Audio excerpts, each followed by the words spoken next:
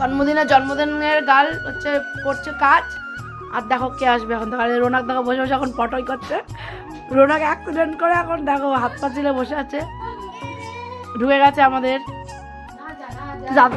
আস্তে আস্তে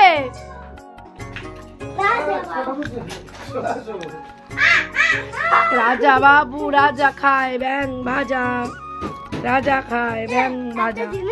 তোর বাদি কই? বাদি চলে এসছে, ওই দা ভাতের মাছের জল ভাত হয়ে গেছে, বাদি চলে এসছে।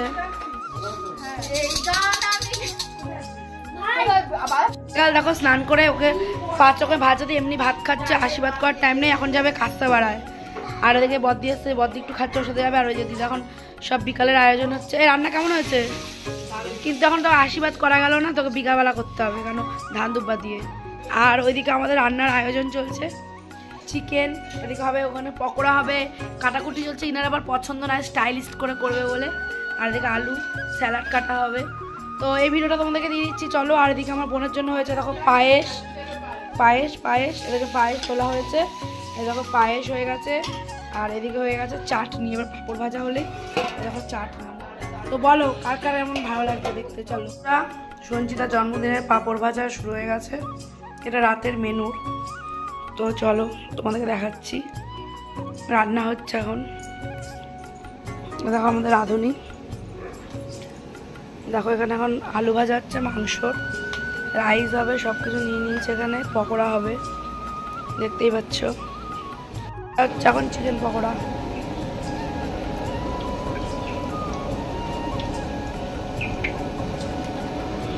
দেখো এদিকে পকোড়া ভাজা হয়ে গেছে, চিকেন পকোড়া দেখতেই পাচ্ছ।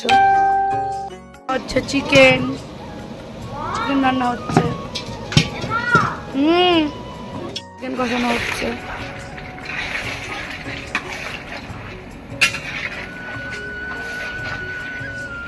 এখন এখানে সাজানো চলছে। সঞ্চিতা এখানে বার্থডে সেলিব্রেশনটা হবে।